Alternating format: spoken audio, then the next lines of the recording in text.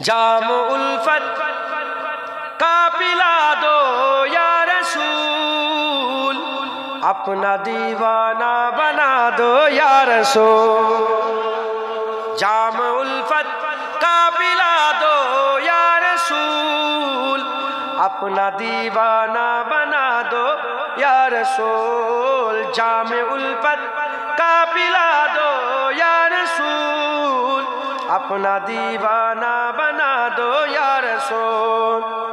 आ गया बीमार ऐ मेरे तबीब, आ गया बीमार ऐ मेरे तबीब, दो शिफाए कामिला दो या रसूल, दो शिफाए कामिला दो या रसूल। जाम उल्फत का पिला दो या रसूल, अपना दीवाना बना दो या रसूल।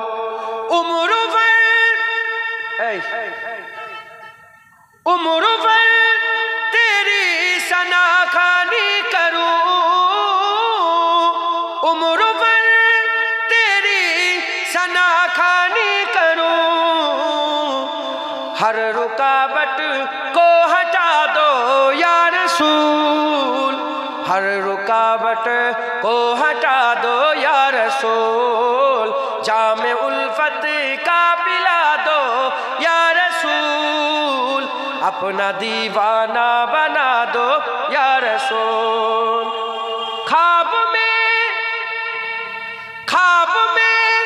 तशरीफ लाकर एक बार, ख्वाब में तशरीफ लाकर एक बार, दीद का शरबत पिला दो या रसूल, दीद का शरबत पिला दो या रसूल। जाम उल्फत का पिला दो या रसूल, अपना दीवाना बना दो या रसूल।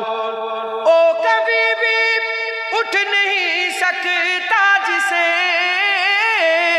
ओ कभी भी उठ नहीं सकता जिसे, तुम निगाहों से गिरा दो या रसूल, तुम निगाहों से गिरा दो या रसूल। जाम उल्फत का पिला दो या रसूल, अपना दीवाना बना दो या रसूल।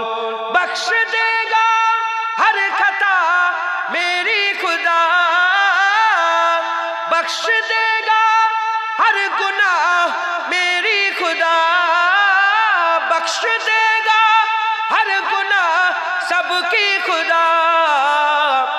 तुम जरा लब को हिला दो या रसूल, तुम जरा लब को हिला दो या रसूल। जाम उल्फत का पिला दो या रसूल, अपना दीवाना बना दो या रसूल। अल्लाहुम्मा